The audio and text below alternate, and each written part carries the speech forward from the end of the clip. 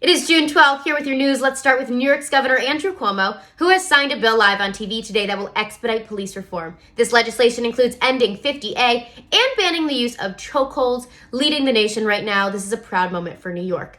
Let's move on to Louisville, where they've passed Breonna's law. This will ban no-knock search warrants in the wake of Breonna Taylor's death. Still waiting on those officers to be charged, though. Let's talk about coronavirus now, where 20 states are still on the rise. Texas is one of them. Texas has reported its highest number of new coronavirus cases in a single day for the fourth day in a row this week. Texas also has record-breaking COVID hospitalizations right now. Well, what does the governor have to say? He says he plans on moving forward and reopening the bars, restaurants, and amusement parks. Sounds like what you need right now. All right, Trump, Orange Johnny news. Let's talk about Trump. His first rally will be June 19th in Tulsa, Oklahoma. Well, Juneteenth, as the date is known, is a date that commemorates the ending of slavery in United States history. Tulsa, Oklahoma in 1921 happened to be the site of one of the largest massacres against Black people in U.S. history. Coincidence? I think not, Donnie.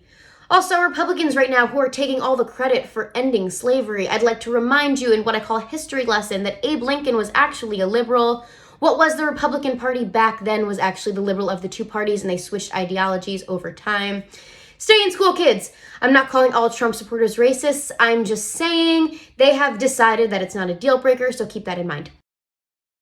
All right, let's talk NASCAR, who has banned the Confederate flag from its events, saying they are committed to providing an inclusive and welcoming environment, which the flag's history prohibits. They said that the sport is about bringing people together around a love for racing. It seems many drivers have decided to quit over this. Well, if you care much more about racism than racing, enjoy retirement.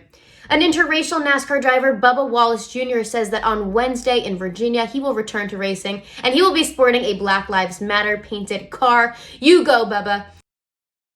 And if you're unfamiliar with the roots of NASCAR, it began during Prohibition when they would soup up cars to drive really fast to illegally deliver Southern moonshine. So if you want to support your Southern history, I don't know, put a picture of whiskey on the side of your car. There's a thought. All right, let's continue on this topic of the Confederacy, which I never thought I'd be bringing up so much. Trump is demanding Republicans reject stripping Confederates' names from Army bases and taking their statues down. Well, I saw a great meme that said, if you are offended by removing a racist statue, you are either A, a racist, or B, a pigeon. I get this whole, it's part of our history argument, you can't just erase history, but also statues are celebratory, and we don't want to celebrate things like that. Speaking of things I don't want to celebrate right now, Starbucks. The company has stated that employees are prohibited from sporting any Black Lives Matter clothing or accessories due to the company's dress code policy, which includes any type of political or religious statement. However, the company, wait for it, publicly celebrates LGBTQ, couldn't mess that up, rights and marriage equality, which arguably cancels out the whole political religious statement, even though I fully support that. Starbucks promotes its alliance with Pride Month, but can't support Black Lives Matters. You know what? Support your local coffee shop anyway. Skip Starbucks. All right, what to watch this weekend?